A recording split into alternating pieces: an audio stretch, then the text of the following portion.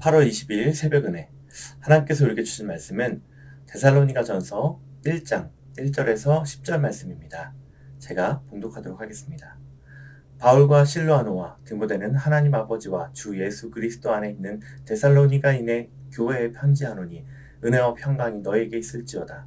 우리가 너희 모두를 말미암아 항상 하나님께 감사하며 기도할 때 너희를 기억함은 너희 믿음의 역사와 사랑의 수고와 우리 주 예수 그리스도에 대한 이 소망의 인내를 우리 하나님 아버지 앞에서 끊임없이 기억함이니 하나님을 사랑하심을 받은 형제들아 너희를 택하심을 아노라. 이는 우리 복음이 너희에게 말로만 이른 것이 아니라 또한 능력과 성령과 큰 확신으로 된 것임이라. 우리가 너희 가운데서 너희를 위하여 어떤 사람이 된 것은 너희가 아는 바와 같으니라. 또 너희는 많은 환난 가운데서 성령의 기쁨으로 말씀을 받아 우리와 주를 본받은 자가 되었으니 그러므로 너희와 마게도냐와 아가야에 있는 모든 믿는 자의 본이 되었느니라. 주의 말씀이 너희에게로부터 마게도냐와 아가야에만 들릴 뿐 아니라 하나님을 향하는 너희 믿음의 소문이 각처에 퍼졌으므로 우리는 아무 말도 할 것이 없노라. 그들이 우리에게 대하여 스스로 말하기를 우리가 어떻게 너희 가운데 들어가는지와 너희가 어떻게 우상을 버리고 하나님께로 돌아와서 살아계시고 참되신 하나님을 섬기는 자와 또 죽은 자를 가운데서 다시 살리신 그의 아들이 하늘로부터 강림하실 것을 너희가 어떻게 기다리는지를 말하니 이는 장래의 노하심에서 우리를 건지시는 예수시니라. 아멘.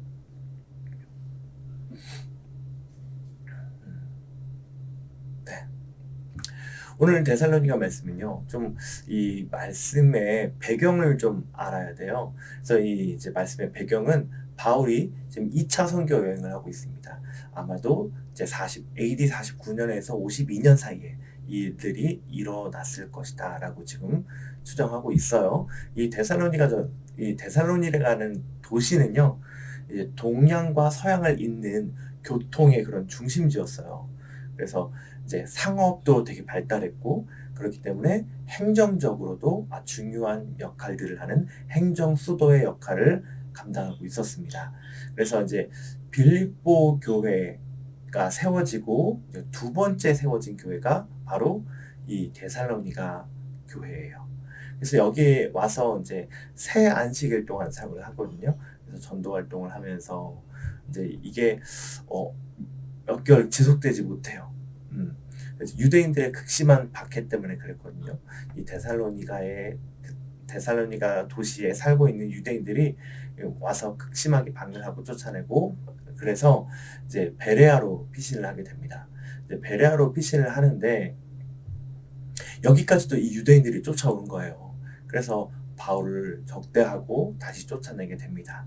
이제 이때 이제 바울이 아덴으로 가거든요. 지금은 아테네라고 하는 도시 아덴으로 가게 되는데 그때 실라와 디모데를 베레아에 두고 가는 거예요. 근데 오늘 그 생명상 설명에서는 이제 데살로니가에 그 디모데를 놓고 왔다라고 좀 그런 식으로 설명을 하더라고요.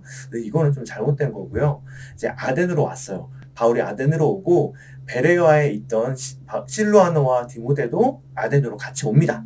그리고 나서 이제 이 시기가 이제 뭐 3주에서 최대 6개월 동안 이제 체류를 데살로니가에서 한 걸로 보고 있는데 단 몇 개월밖에 있지 않았던 이 데살로니가 교회가 많이 걱정된 거예요. 아덴에서도 물론 그 사역을 하고 있었지만 그래서 다시 가고 싶었는데 데살로니가로 번번이 이게 무산되고 결국 아덴에서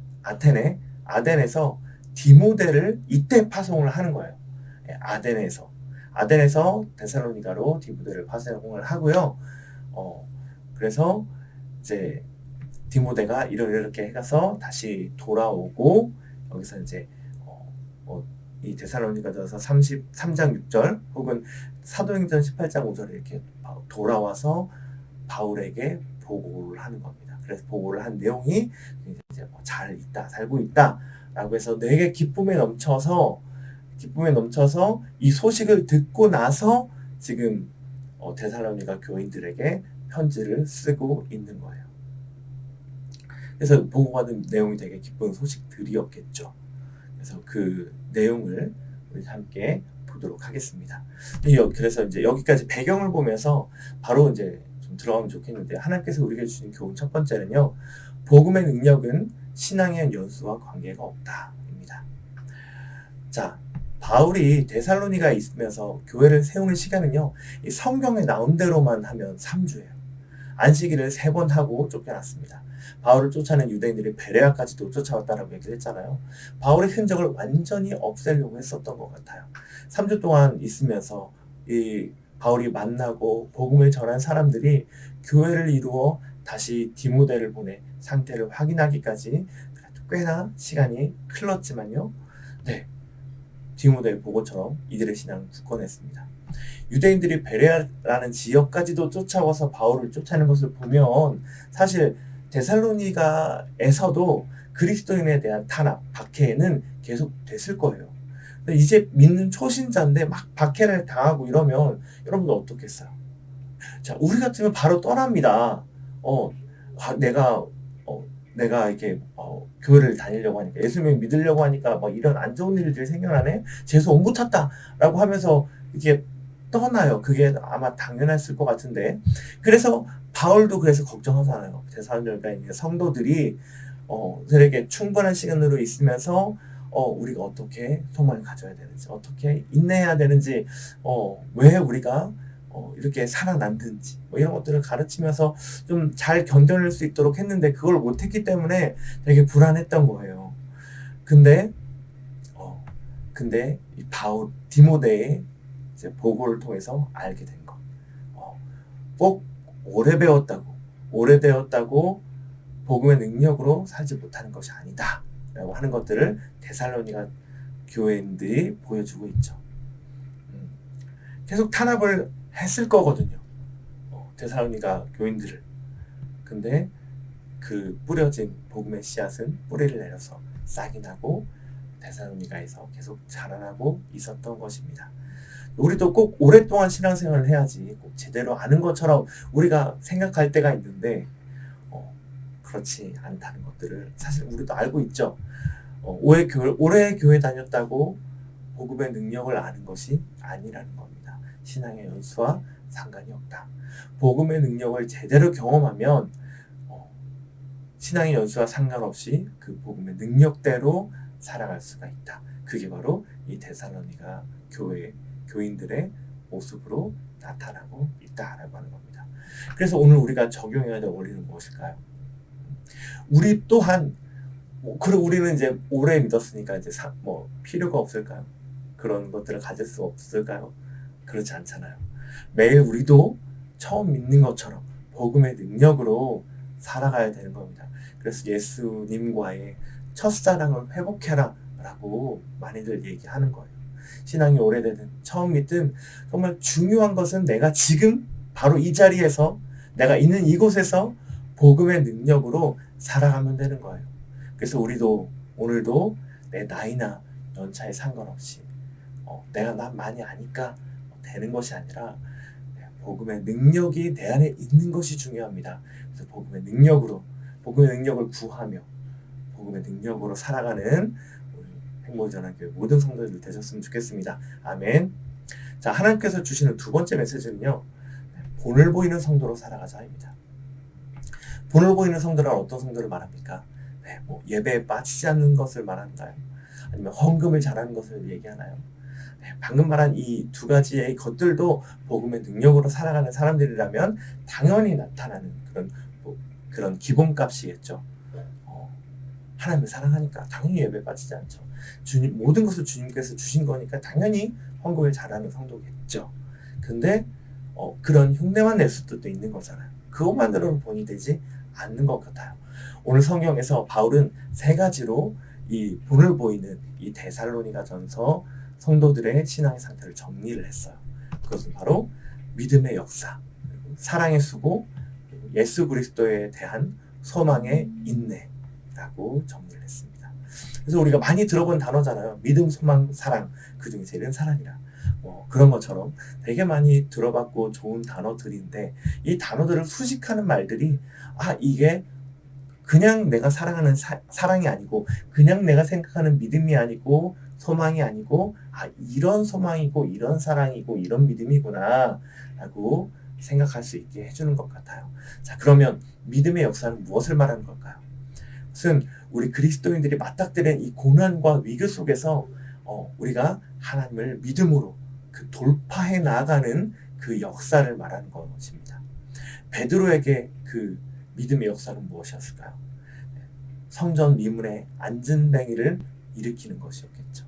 바울에게 믿음의 역사는 여러 그런 병든 자들이 고쳐졌고, 성문이 열렸고, 성령님의 그런 음성을 들었고, 뱀에게 물려도 죽지 않았고, 이런 여러 가지 그런 믿음의 역사들이 바울에게도 나타났죠. 베드로나 바울에게 모두에게 있어서 가장 큰 믿음의 역사는 무엇일까요? 그것은 그들이 전하는 이 복음으로 사람들이 생명을 얻는 것이었습니다. 그럼 사랑의 수고는 어떤 것이었겠습니까? 사랑을 하는 것을 가만히 앉아서는 할 수가 없죠. 가만히 앉아서 이루어지는 사랑은 절대 없습니다. 사랑은요, 그를 향한 헌신이고 희생입니다. 그래서 사랑한다는 표현을 우리 초대교회 성도들은요, 떡을 떼고 가진 것을 팔아 가난한 자에게 나눠주고 살아나가는 것으로 표현했습니다.